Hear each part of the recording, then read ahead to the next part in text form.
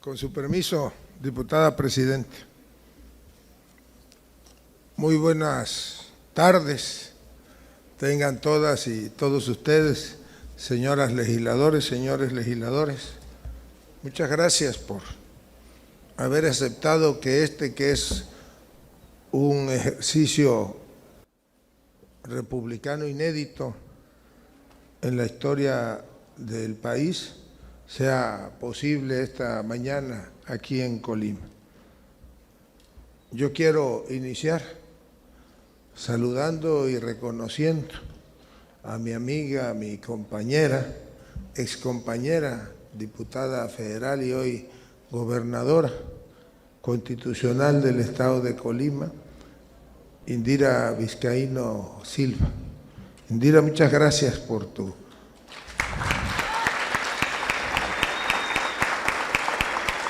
entrega,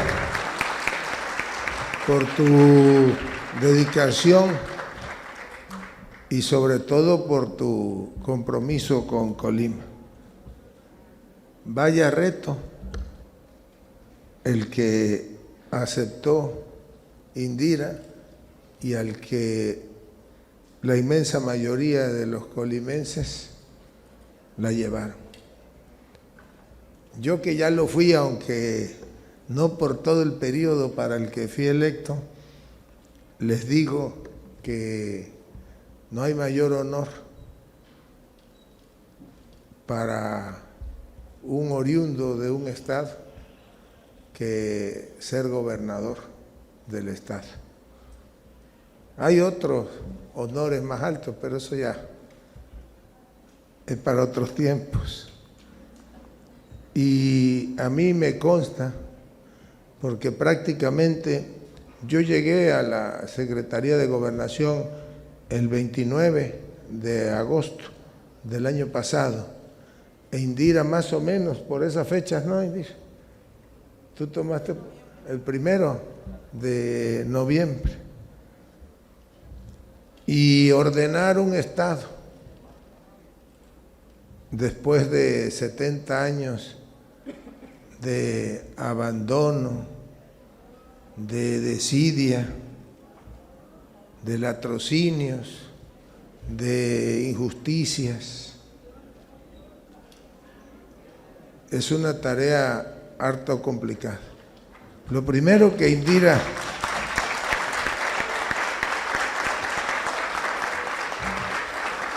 está haciendo, y me consta, es la reconciliación y la reconstrucción del tejido social en Colima. Y eso es lo más valioso. Claro que cuando se inicia una cruzada para reconciliar y para reconstruir, pues muchos que vivimos atados al pasado piensan que las cosas se pueden solucionar con el abuso, torciendo la ley, y eso, o aplicando la ley a contentillo. Y eso no puede ser así, porque el titular de un ejecutivo, sea lo que sea, federal o estatal, pues tiene que respetar el Estado de Derecho. Y entonces enfrenta una difícil dicotomía entre cumplir con eficiencia la tarea o pensar que diciéndole sí a todo la está cumpliendo. Y lo importante de los hombres públicos o de las mujeres públicas, pues es el tomar decisiones y tomarlas con firmeza. E Indira es de las que saben tomar decisiones y las toma con firmeza. Y por eso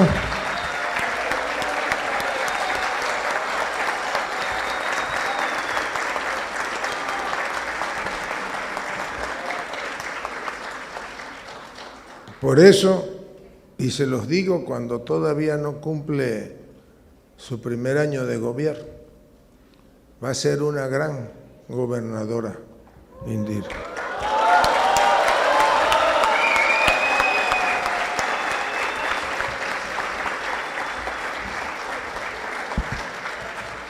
Y como a mí me gusta hablar las cosas con franqueza y que no se diga que uno elude escucharlas con inconformidades, pues ya los escuché a los de Actel y los vamos a atender y se les va a ayudar. Y la primera interesada que me dijo vamos a bajarnos aquí para atenderlos fue la gobernadora constitucional del Estado. Y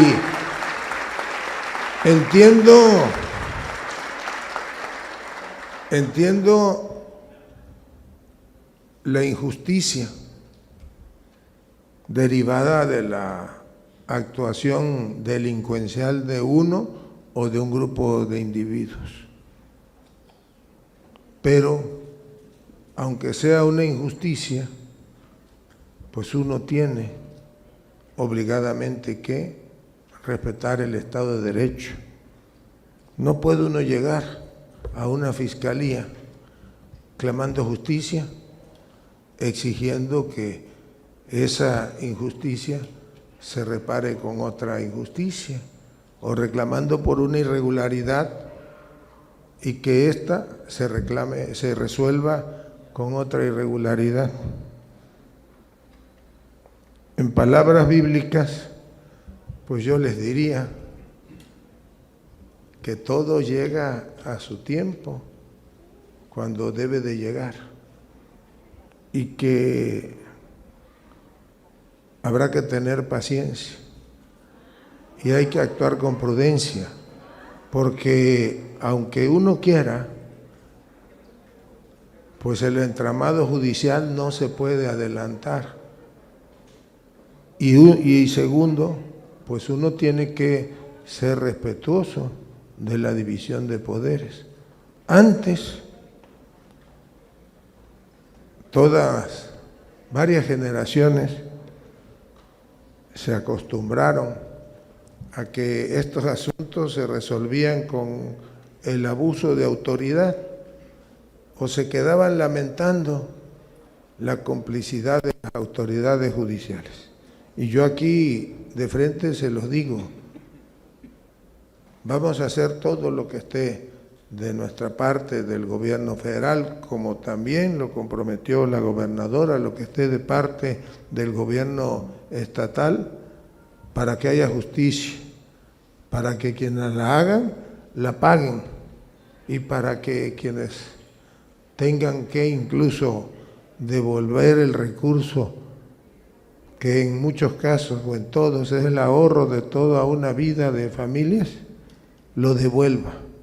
Ahí sí puede ayudar la autoridad. Para eso existe la Procuraduría Fiscal, la Unidad de Inteligencia Financiera, los organismos financieros del Estado que están prestos a coadyuvar a que se haga justicia en este caso. Y bueno, ya hecho ese paréntesis,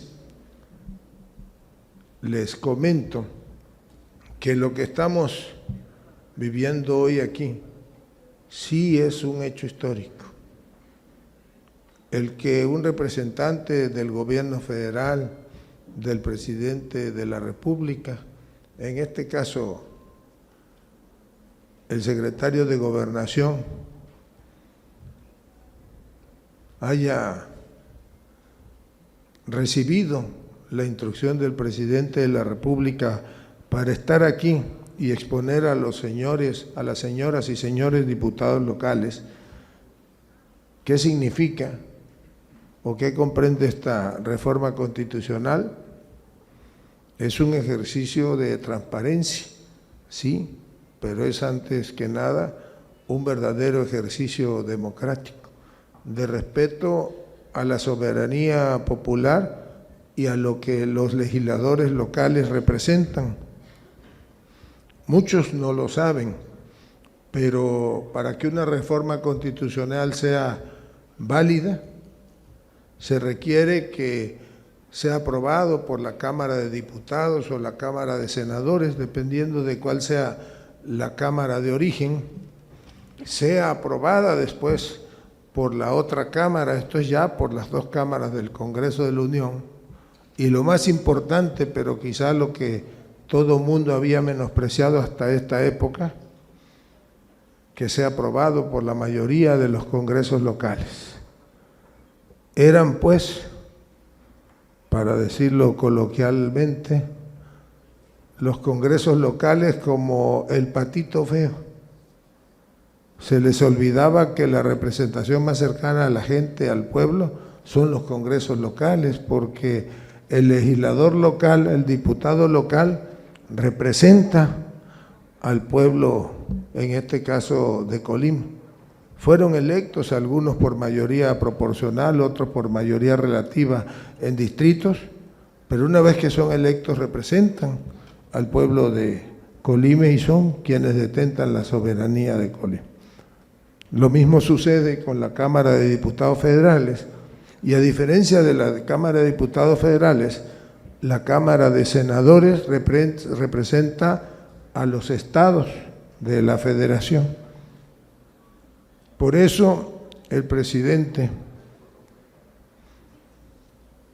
que encabeza la transformación nacional decidió que teníamos que venir aquí a dar la cara, a explicar por qué debe de aprobarse esta reforma, a decirle a quienes no concuerdan con ella y que seguramente van a votarla en contra, que aunque no compartamos su expresión y su decisión, la respetamos y que estamos dispuestos a escucharlos a todos y que todos nos escuchen y que entre todos tratemos de construir o de seguir construyendo un México más unido, que eso es lo que los mexicanos, a lo que los mexicanos aspiramos. Hoy, pues probablemente la preocupación de la inmensa mayoría de los mexicanos es la inseguridad que en muchos lugares del país se vive. Por ello, el presidente de la República tomó una decisión de política pública, que es la de ir, que para combatir la inseguridad, para lograr la paz en el país, pues había que aplicar una política pública con sentido social. Eso explica la frase de abrazos y no balazos. Explica que haya programas sociales para nuestros jóvenes, por ejemplo, como el de Jóvenes Construyendo el Futuro, que les garantiza a los jóvenes de hoy que en muchos casos, en muchos municipios, en muchas comunidades, en muchos pueblos, solamente aspiran a tener una motocicleta y convertirse en halcones del crimen organizado, aunque en ellos sepan que les va la vida. Ahora, los programas sociales permiten a los jóvenes que se capaciten y que vayan incorporándose pues a la vida productiva nacional. Por eso esta estrategia ha comenzado a dar resultados. Hay ya, de acuerdo a la última encuesta del INEGI, una reducción en la incidencia delictiva nacional. Y si nos aplicamos todos, esta va a venir a la baja, sin ninguna duda. ¿Qué significa que nos apliquemos todos?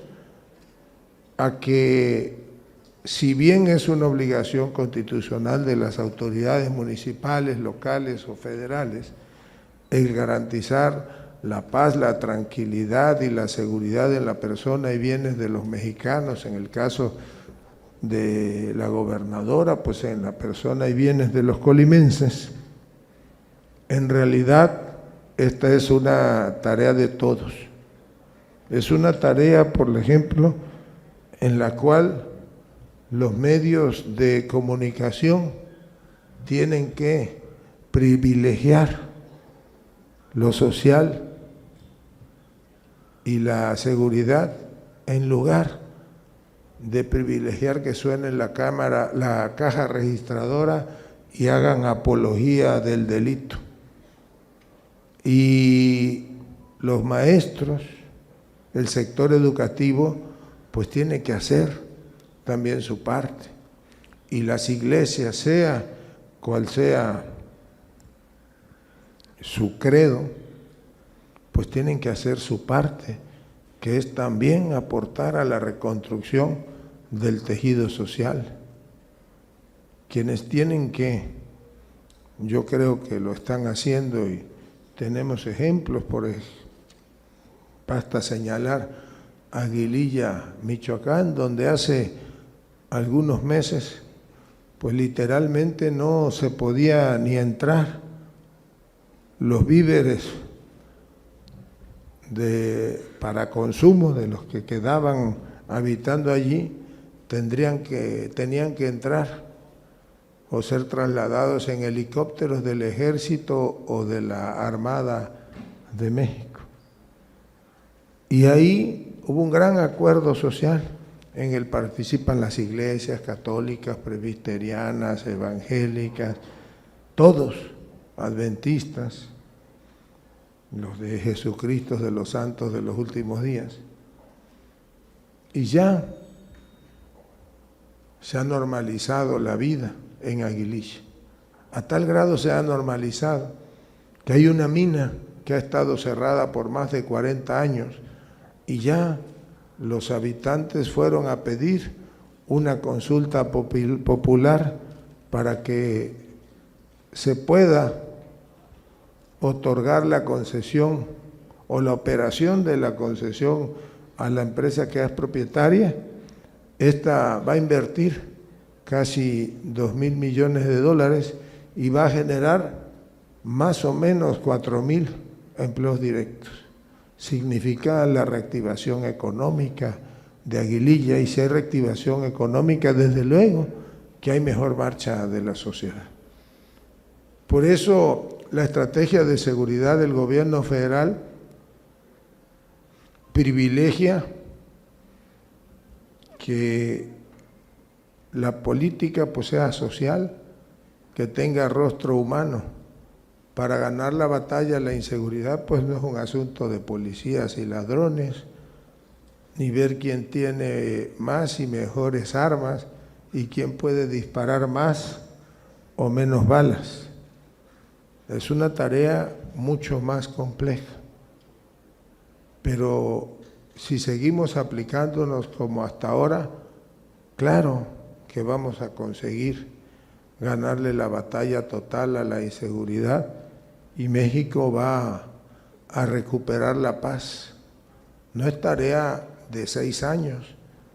Sienta un presidente como Andrés Manuel López Obrador sin ninguna duda las bases para que esto se atienda de otra manera, para que nunca más vuelva a tomarse decisiones en este país como la absurda decisión que tomó una mañana del 6 de diciembre del 2006 Felipe Calderón al ordenar a las tropas del ejército mexicano que entraran en una absurda guerra con el pretexto de que se combatía al crimen organizado. Y pasó nuestro ejército una oscura noche donde miles de soldados mexicanos perdieron la vida cuando quienes les ordenaran que se metieran en esas sabían que los estaban llevando, como se dice coloquialmente, al matadero. Y en el colmo de lo absurdo y lo que viene a ser un crimen de lesa humanidad. Esas mismas autoridades terminaron convirtiéndose en viles mercaderes de armas. Hay algo que se conoce como Operación Rápido y Furioso.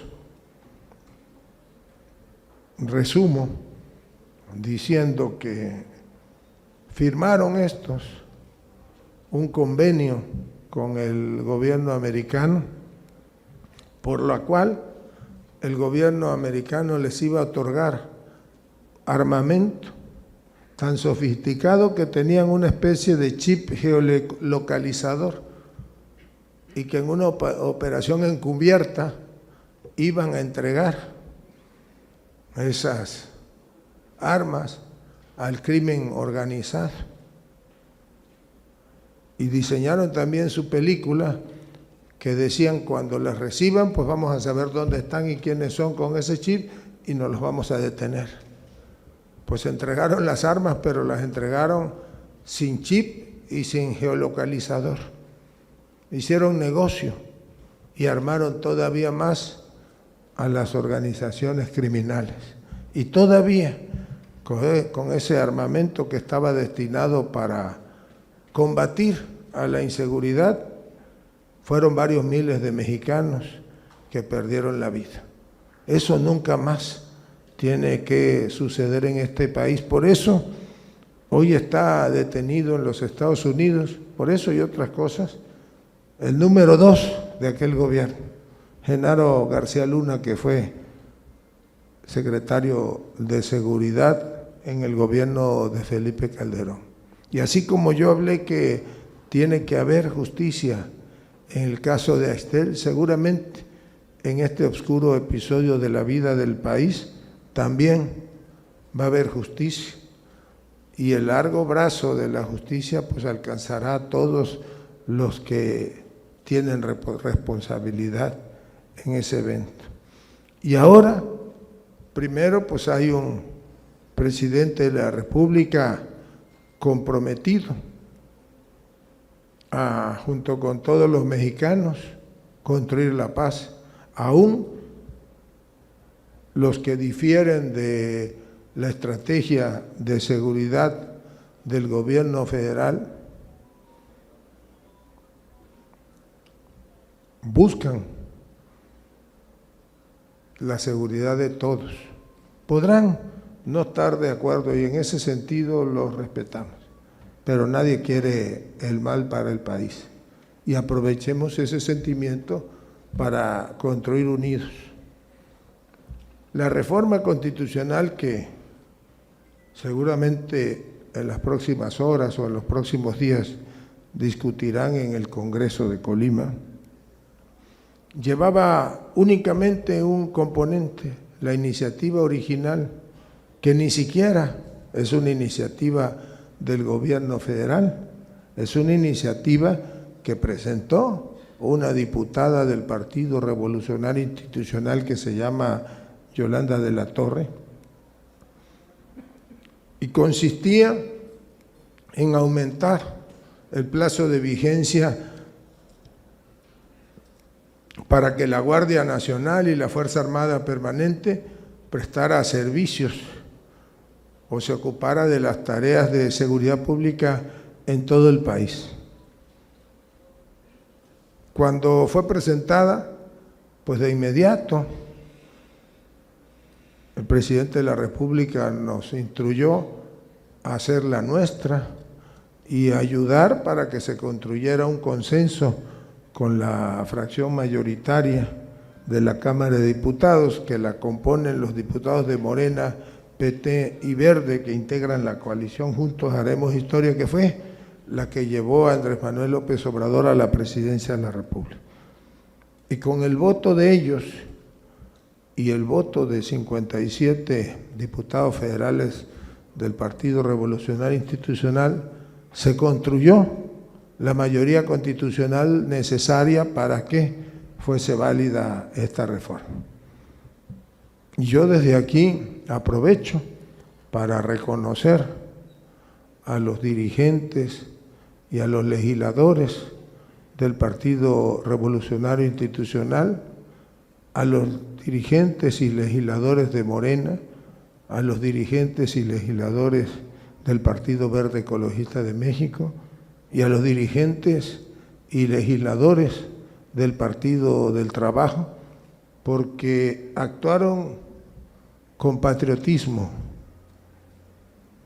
construyeron un acuerdo político que le da viabilidad a la política de seguridad. Y una vez que fue aprobada la reforma, pasó a la Cámara de Senadores, donde pues hubo que empezar de cero e intentar pues construir la mayoría legislativa, que finalmente se obtuvo con el voto de 9 senadores del Partido Revolucionario Institucional, 2 senadores del Partido de la Revolución Democrática y 68 senadores que forman la coalición Morena, Verde, PT y PES. Se obtuvieron los 87 votos que hacían la mayoría calificada. ¿Cómo se obtuvieron? Pues se le agregaron algunas adendas a la propuesta original. Al final resultaron ser claves para fortalecer la estrategia de seguridad. Y entonces el Senado de la República aprobó el que las Fuerzas Armadas podían prestar servicios o dedicarse a las tareas de seguridad pública en todo el país, siempre y cuando lo hicieran tal y como ya lo había señalado la Suprema Corte de Justicia de la Nación, de manera extraordinaria, regulada, fiscalizada, subordinada y complementaria. Y le adicionaron un párrafo que es posiblemente el más importante de esta reforma constitucional. Ese párrafo dice: la Fuerza Armada Permanente realizará las tareas de seguridad pública con su organización y medios y deberá capacitarse en la doctrina policial civil establecida en el artículo 21 de esta Constitución. Quienes saben de derecho nos dicen que hay aceptaciones explícitas y hay aceptaciones implícitas. Y hace 2 meses el Congreso de la Unión aprobó una reforma a lo que se conoce como leyes secundarias, entre ellas la Ley Orgánica de la Administración Pública, la Ley del Ejército y Fuerza Armada, la Ley de Ascensos y Recompensa de las Fuerzas Armadas. ¿Qué dice la reforma? Pues que la Secretaría de la Defensa Nacional, que tenía antes 2, elementos que la conforman, que son el Ejército Mexicano y la Fuerza Aérea Mexicana, a partir de esa reforma tiene 3, porque el tercero es ya la Guardia Nacional. Luego entonces, cuando uno entiende o interpreta este artículo, pues se entiende que la organización a la que se refiere el legislador, pues es la organización de la Secretaría de la Defensa Nacional. Y los medios a los que se refiere, pues son los recursos financieros, humanos, administrativos, de los que dispone. Y la Guardia Nacional es uno de los 3 medios de los que dispone la Secretaría de la Defensa Nacional. Y se adicionaron algunas otras cosas, como es el reconocimiento a que en el actuar de las Fuerzas Armadas tiene que haber respeto a los derechos humanos tutelados en la Constitución, pero también aquellos que han sido objetos de tratados internacionales que ha firmado el país y que no se contraponen a la Constitución. Y todavía fueron más allá, porque también tienen que respetarse las tradiciones de las comunidades de nuestros pueblos originarios, de las comunidades indígenas y afroamericanos. Y detalla toda una manera de organizarse para que la parte débil de la estrategia de seguridad, que es que no tenemos capacidad para fortalecer a las policías municipales y estatales, y no tenemos capacidad porque no es un asunto de dinero, sino porque, y conste que no es echarle la responsabilidad a nadie, pero en los últimos 50 años se dejó de capacitar, de apoyar, de equipar a las policías municipales y a las policías estatales. Algunos lo hicieron porque prefirieron llenarse las manos de dinero, las bolsas de dinero, y entonces hacían negocio sobre pretexto de la seguridad pública. Hay un estado, por ejemplo, que se precia de tener el C5 más moderno de América Latina, y resulta que el día que hay un incidente, lamentable incidente, llaman y piden el auxilio, porque así son algunos del gobierno federal, y allá van los organismos de inteligencia del Estado, y como saben que hay un C5 que es el más moderno de América Latina, van directamente y le dicen, pues vamos a empezar a coadyuvar en la investigación, necesitamos la grabación de esta calle, de ese edificio. No, es que pues no tenemos porque no está conectada ninguna cámara de seguridad. Ah, pero eso sí, le costó 12.745 millones de pesos al gobernador en turno. Pues así como otros prefirieron embolsarse la comisión de la renta de las patrullas o de la compra de los uniformes antes de equipar y capacitar a las policías. Y si a eso lo sumamos, que hay muchísimos municipios en el país que no tienen policía municipal por dos razones. Porque el que llegó a la presidencia municipal pues fue financiado en su campaña política por las organizaciones criminales del municipio o del estado, y cuando llegó pues le exigieron la plaza. Otros, por temor a perder la vida o porque los amenazaron, prefirieron abandonar la plaza y no hay policías. Ayer me comentaba el gobernador de San Luis Potosí, que San Luis Potosí creo que tiene 58 municipios. En 12 municipios no hay policía. En 8 municipios sí hay policía. Algunos tienen 5 policías, otros tienen 4, otros tienen 1, pero sí hay policía. Pero no tienen, ni siquiera una resortera. Mucho menos tienen uniformes o patrullas. Y eso es lo que esta reforma pretende. Yo sé que vendrán algunos con el argumento, no, lo que tienen que hacer es darle dinero directamente a los municipios para que formen las policías y las equipen. Pues una vez matan a león, pero 2 ya no. Esto no va a cambiar mientras no haya un orden y haya la obligación de los estados y municipios de ir paulatinamente, primero reclutando, después capacitando, formando a los policías, después equipándolos, y entonces sí que pasen el examen de control de confianza, y una vez que lo pasen puedan salir a prestar los servicios de seguridad pública. Nada más que ese proceso mínimo nos va a llevar 2 años. Y no se puede hacer en todos lados al mismo tiempo. No es pues un asunto de dinero. Sin embargo, la reforma obliga a crear el año próximo un fondo para que con eso se vaya financiando la capacitación, reclutamiento y formación de las policías y el equipamiento, y paulatinamente vayan ya, en el corto plazo será en 2 años, integrándose a prestar civiles policías civiles las tareas de seguridad pública y entonces la Guardia Nacional, la Fuerza Armada Permanente empezarán a regresar a sus cuarteles.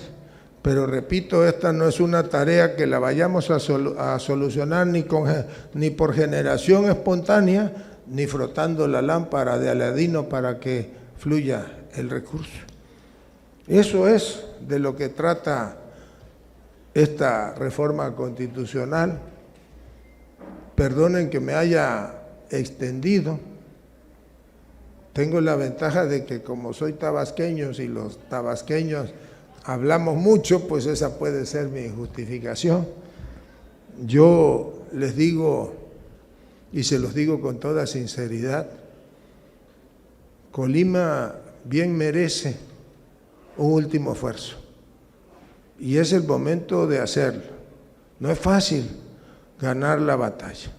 Tenemos a una gobernadora que echada para adelante, y me consta porque ha habido madrugadas en que ha recibido amenazas ella, su familia, sus pequeños hijos, porque estos no se detienen por nada y porque aquí en Colima debemos de entender todos que ya se fueron para siempre, como seguramente a nivel federal.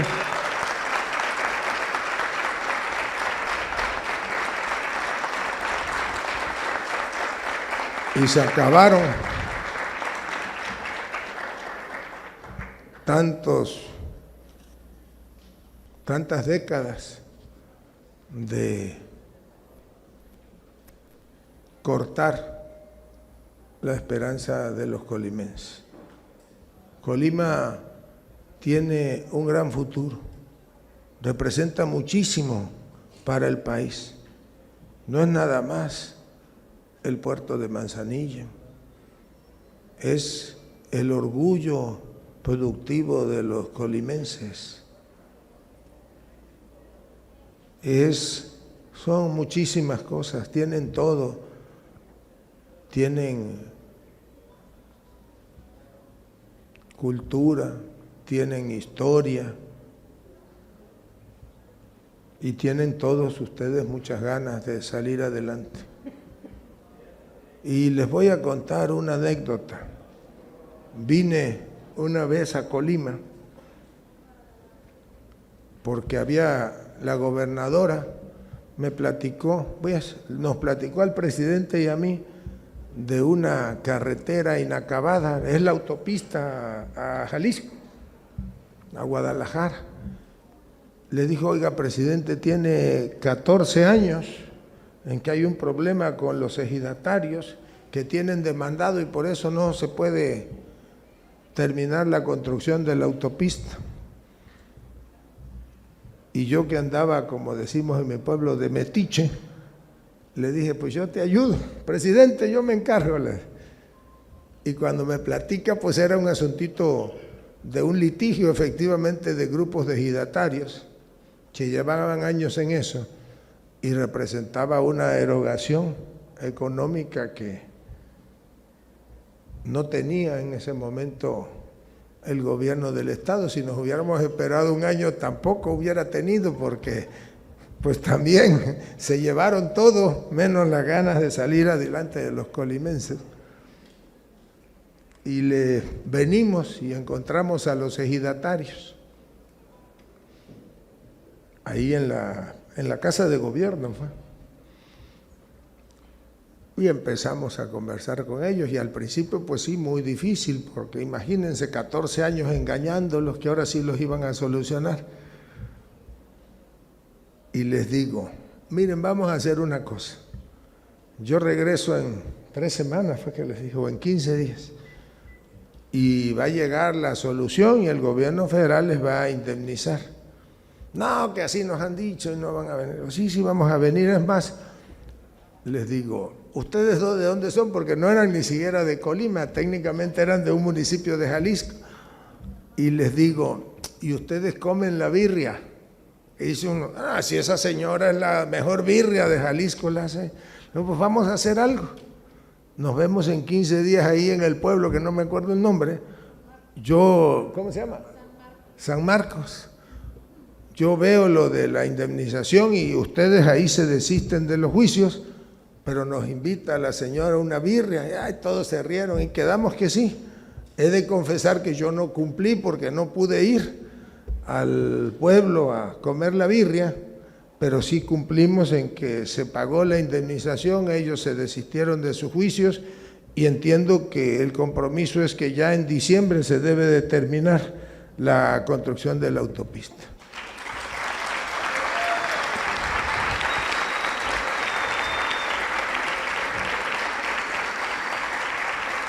Entonces, pues termino ahora sí, ratificándoles y diciéndolo aquí de frente. Gobierno federal no va a escatimar nada para apoyar en todo momento a Indira Vizcaíno y al pueblo de Colima. Muchas gracias.